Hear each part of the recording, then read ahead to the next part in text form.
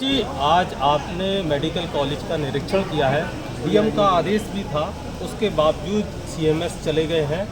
क्या व्यवस्थाएं यहाँ पर थी और क्या होना चाहिए थी, क्या कमी रही है? सीएमएस तो है, सीएमएस है यहाँ पे। देखिए, आज हम लोगों ने मैंने खुद अपने स्वयं और आंवला सांसद नीरज मौर्य जी, ब्रजेश यादव विधायक जी, हिमांशु जी, जिला अध्यक्ष आशीष जी, हम सभी लोग यहाँ पर आए थे और उद्देश्य था कि लगातार हम लोगों को बदायूं की जनता और आसपास के जिलों की जनता से, आंवला से शिकायतें आती थी कि जो मेडिकल कॉलेज जिस धारणा से, जिस उद्देश्य से बनाया गया था, वो उद्देश्य पूरा होता हुआ नहीं दिखा। आज हम लोग यहाँ पे निरीक्षण के लिए आए और ये वो निरीक्षण है, मैं आपको बताऊं कि जिस पे हम लोगों ने कल जिला प्रशासन को अवगत करा दिया था कि हम लोग आएंगे। आप भी जानते हैं, जब आप अवगत करा देते कि हम इंस्पेक्शन के लिए आएंगे तो कई सारी त्रुटियों को ठीक कराया जाता है। स्थिति आज ये थी कि सारी त्रुटि ठीक करने के बाद भी जब आईसीयू के अंदर हम लोग जाते हैं, इमरजेंसी के अंदर हम लोग जाते हैं, तो इतनी गंदगी वहाँ पे हम लोगों को मिलती है। जाले लगे हुए हैं, फॉल सीलिंग जो होती है वो गिर गई है, उसके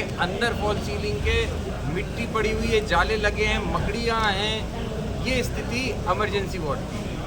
उसके बाद हम लोग बच्चों का जो आईसीयू होता है, जिसको एनआईसीयू नीक कहा जाता है, जब उसमें हम लोग गए तो वहाँ पे पूरे ज़िले के बच्चों के लिए मात्र 6 बेड आईसीयू में और मात्र 3 वेंटिलेटर पूरे ज़िले में बच्चों के लिए। आप कल्पना करिए पूरे ज़िले को किस हाल पे छोड़ा जा रहा है इस सरकार द्वारा। और मैं आपको बताऊं जानकारी के लिए, पूरे अस्पताल में जब आप फॉल सीलिंग और गंदगी और सीलन देखेंगे तो इन्हीं सीलनों की वजह से रेस्पिरेटरी की दिक्कत, सांस लेने की दिक्कत बड़े स्तर पे जानलेवा रूप लेती है। ये पूरा देश जानता है, ये इसके ऊपर चर्चा भी होती रहती है। जो सीलन होती है वो आपके फेफड़ों में, उसके जो मॉलिक्यूल्स होते हैं फेफड़े में जाते हैं, फेफड़े में जाके वो इन्फेक्शंस होते हैं, इन्फेक्शन बनते हैं, मल्टी ऑर्गन्स पे आपके असर करते हैं और व्यक्ति या बच्चे की जान जा सकती है। एनआईसीयू तक की ये स्थिति है। जैसा हम आप जानते हैं, जो शिशु होते हैं, बच्चे होते हैं, वो बहुत प्रोन होते हैं इन्फेक्शन के, इन्फेक्शन उनको बहुत जल्दी लग सकता है। ऐसी स्थिति में जहाँ पे एनआईसीयू के अंदर अगर ये स्थिति हो, आप कल्पना करिए कि कौन व्यक्ति या कौन परिवार जो अपने बच्चे की सहमति चाहता है, भलाई चाहता है, कौन अस्पताल में आके इलाज कराना चाहेगा। क्या लगता है सांसद जी की, क्या समाजवादी पार्टी के द्वारा इस मेडिकल कॉलेज की नींव रखी गई थी, इस कारण इस मेडिकल कॉलेज की यह दुर्दशा है? देखिए, ये बात सच है, समाजवादी पार्टी ने नींव रखी थी। आदरणीय अखिलेश यादव जी का ड्रीम प्रोजेक्ट था। वो चाहते थे कि बदायूं को वो सुख सुविधाएं चिकित्सा के क्षेत्र में मिले जिसकी वजह से उनको सैफई या बरेली या दिल्ली ना जाना पड़े। लेकिन आज ये सपना अधूरा होता हुआ दिख रहा है। ये सरकार की नाकामी है या समाजवादी पार्टी ने अस्पताल को बनाया, ये उनकी धारणा है। लेकिन इन सब से एक बात साफ होती है कि बदायूं की जनता के लिए एक रत्ती भर भी सहानुभूति इस बदायूं के जो जनप्रतिनिधि हैं भारतीय जनता पार्टी के, चाहे वो मंत्री हों, चाहे वो विधायक हों, चाहे वो नगर पालिकाओं के अध्यक्ष, जिस भी अपने पद पे बैठा है, उनके अंदर इस बदायूं की जनता के लिए कोई सहानुभूति नहीं है। अगर सहानुभूति होती तो आज ये मेडिकल कॉलेज इस स्थिति पे ना होता। वो सारे नेता इसके लिए कहीं ना कहीं भरसम प्रयास करते इसको ठीक करने का। आज जो स्थिति में बदायूं के लोगों को छोड़ा जा रहा है, मैं ये कह सकता हूँ कि आधे से ज़्यादा केसेसों को रेफ़र कर दिया जाता है, बरेली कर देते हैं, दिल्ली कर देते हैं, नहीं तो सैफई रेफ़र कर दिया जाता है। इलाज के लिए देखते भी नहीं। उससे पहले हमारे खड़े अभी यहाँ से 2 केसेस ऐसे रेफ़र किए गए सैफई ऑक्सीजन के अभाव में। आप कल्पना करिए, जब कोविड की महामारी हुई थी उस समय पे आदरणीय धर्मेंद्र यादव जी ने अपनी तरफ से एक ऑक्सीजन का प्लांट दिया। उसके साथ साथ पूर्व विधायक, पूर्व मंत्री रहे ओमकार यादव जी ने और उनके संगी साथियों ने, एमएलसीओं से लेकर सब समाजवादी पार्टी के और अन्य लोगों ने भी, क्योंकि उस समय सभी लोग देख रहे थे, आपदा थी, सब लोगों ने सहयोग करके ऑक्सीजन प्लांट दिया। उसके बाद भी इमरजेंसी वार्ड की स्थिति ये है कि 14 वार्ड अगर बेड हैं तो सिर्फ 4 पे ऑक्सीजन आ रहा है, बाकी जितने 10 के 10 बेड है उन पे ऑक्सीजन की भी सुविधा नहीं है।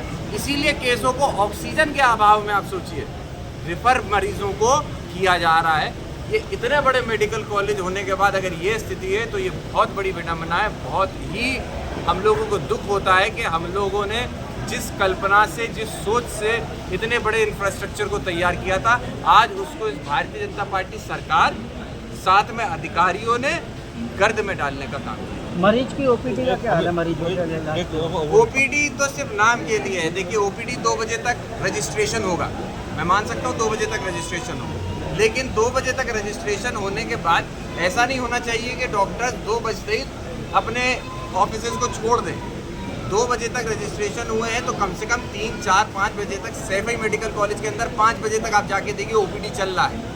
2 बजे तक रजिस्ट्रेशन होते हैं, 5 बजे तक डॉक्टर वहाँ बैठता है, आखिरी मरीज को देखता है।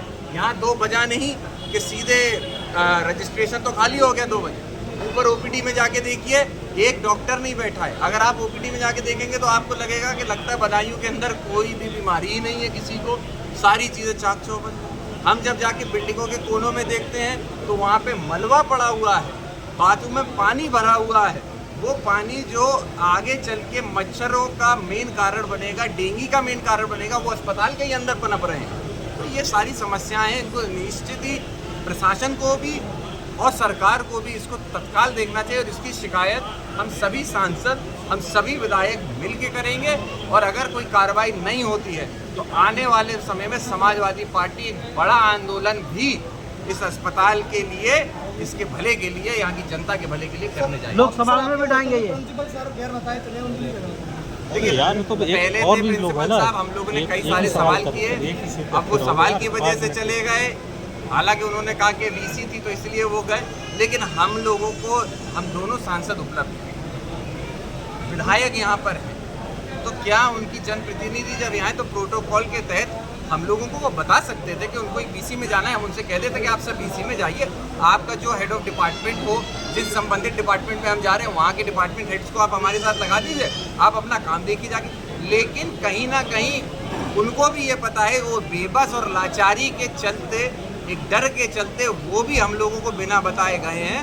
मैं ये साफ कह सकता हूँ कि सिर्फ प्रिंसिपल ही नहीं, सभी लोगों की इस पे मिली भगत है। आज अगर प्रिंसिपल बेबस है तो उनको कहीं ना कहीं सीधे सरकार को चिट्ठी लिखनी चाहिए। क्यों नहीं वो इन चीज़ों के बारे में ज्ञान करते हैं? और अगर करते हैं तो हमें दस्तावेज दिखाएं कब कब उन्होंने चिट्ठियाँ लिखी हैं सरकार को, क्योंकि वो तो ये कहते हैं कि हम सब सरकार को चिट्ठियाँ लिख रहे हैं बार बार। आपने भी रिकॉर्ड अपने रिकॉर्ड पे लिया होगा, वो बार बार कह रहे हैं मैं सरकार को चिट्ठी लिखता हूँ। आप सोचिए, इतने बड़े अस्पताल के अंदर मेडिसिन का एक भी सीनियर डॉक्टर नहीं है, मेडिसिन का एक सीनियर डॉक्टर नहीं है, जो कि होना चाहिए।